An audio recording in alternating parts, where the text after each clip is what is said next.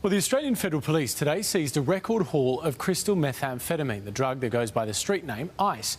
It was found in a container sent here from southern China, hidden in one-ton bags of chemicals used as cleaning products. 3 men are now facing charges. In total, 585 kilograms of the deadly and highly addictive drug were seized. Police estimate that haul would be worth nearly $438 million on our streets. Now, the use of crystal methamphetamine is significantly on the rise. Take a look at this. These figures from the National Drug and Alcohol Research Centre show that it's considered very easy to obtain. Today's bust follows a tip-off by a member of the public who'd seen some suspicious activity at a storage facility last year. That one phone call was the one thread that allowed us to pull and unravel a syndicate that will be stopped forever. Make no mistake, this is a hideous, insidious drug. This is the sort of drug that sends people mad. It's the one drug that we know is so popular across Australia that we need to continue to do all we can to take it out of circulation. And today, the community has had the victory.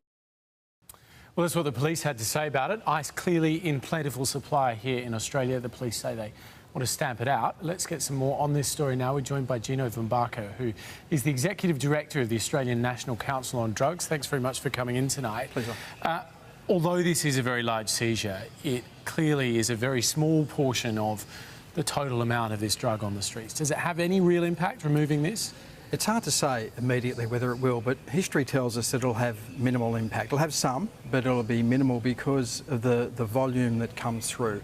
A big seizure like this is important because it hits the syndicates who are doing it, but in the end, there's a constant wave of amphetamines and other drugs coming into the country, and Australia's an attractive country for syndicates. They're about making money. They can make money in Australia. They'll keep targeting. Why is that? Because we've got large amounts of disposable income, or what? It is. We've got a strong economy. When you look around the world, Australia has a strong economy. We have a strong dollar, and they trade in US dollars more likely than not, or euros. So we're doing over the last few years, the attractiveness of the Australian market is seen by syndicates. These are professionals. They're in the business to make money, and they look where they can make money. Why, though, the proliferation of use of this particular drug? I mean, it did have a spike, it sort of went down a bit, but now crystal methamphetamine seems to be on the rise again. Yeah, certainly we're getting anecdotal reports of the council that in certain parts of Sydney and in Victoria and other parts of New South Wales that we're seeing an increase.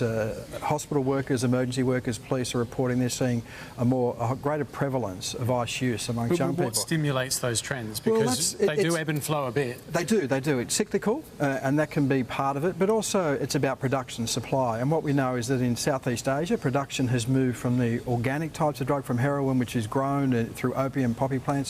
ATS, amphetamine-type stimulants, they can be made in a laboratory. They're harder to detect by aerial surveillance. They're harder to find. The precursor chemicals are more available, and you can pump out a lot of it. And we've got to remember the income differential here, how much actually costs them to reduce it and what the value is on the street. I mean, we heard what the total amount of this drug would be worth on the street. If you wanted to go out, I mean, I don't know what the quantities are, but if you wanted to have a hit of ice, whatever it's called, how much would that cost you? Depending where you are, anywhere between $40 to $60 for a hit, but you might be able to get it cheaper, it might cost you more depending what part of the country you're in. Significantly cheaper than cocaine, for example? Yes, right. Yeah, basically yes. And that's why it's so popular amongst young people? Oh, well, that's part of it. That's part of the popularity. Again, it's easy to access. If it's easy to access, then people are more likely to try it. And it can be pushed onto people and say, well, I've got this now available. You wanted this, but we can actually have a different drug available. Once you move into that milieu of drug dealing, and people will provide you with a range of illicit drugs, not just one. You don't go down and say, I just want to score this particular drug and that's all I'll have on offer. They'll have a number of drugs on offer. And if they have a large supply of methamphetamine, that's what you may be offered. But again, that price is important, worth noting that what it actually costs a syndicate to produce the drugs is in the tens of millions. The police are valuing it at over 400 million, and that's true if you break it down the street price. But the hit on the syndicate isn't 400 million.